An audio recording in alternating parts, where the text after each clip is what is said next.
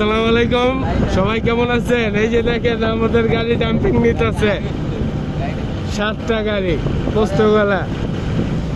এই যে ড্রাইভার ভাইরা সব দাঁড়া রয়েছে, গাড়ি সব চেক করানো গাড়ির উপরে, সবাই দেখতে পাচ্ছেন। ঢাকা শহরে গেলাম হাজার হাজার গাড়ি চলে মেন রোডে, অটো কিছু ফাঁক পাইলেই টেরাকে উঠায় পুলিশে। এটা হলো সব টাকা খাওয়ানো ধান্দা সরকারের, ঠিক আছে? এখন আমরা যাইতেছি পোস্তগোলা। এই যে দেখেন কতগুলা গাড়ি ধরে রেখে দিচ্ছে আঙ্গ। আমরা গরিব মানুষ কই যাবো? দিন আনি দিন খাই, আঙ্গ গাড়ি যদি এরকম ডাম্পিং করে আমরা কই যাবো? হ্যাঁ, হাজার হাজার গুলো মোটর চলতেছে রাস্তায়, এই কোনো বন্ধ করে না। 4-5টা গাড়ি ধরে আমাদেরকে হরানি বানায় পুলিশে। এটা কি কোনো যুক্তি হইলো বাংলাদেশের?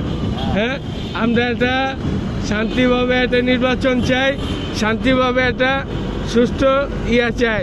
কি চাই? রাজা চাই। জানি হে রাজা আয়া আঙ্গ মেন রোডের থেকে অটো উঠাই দিব। আমরা তো অটো উঠাইলে কি আবার আন্দোলন নামবো?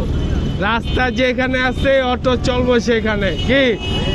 হ্যাঁ, অটো রাস্তা আছে যেখানে অটো চলবো সেখানে। সব অটো দেন না রাস্তাঘাটে ঢাকা শহরে। এই যে সামনে হলো মতিঝিল।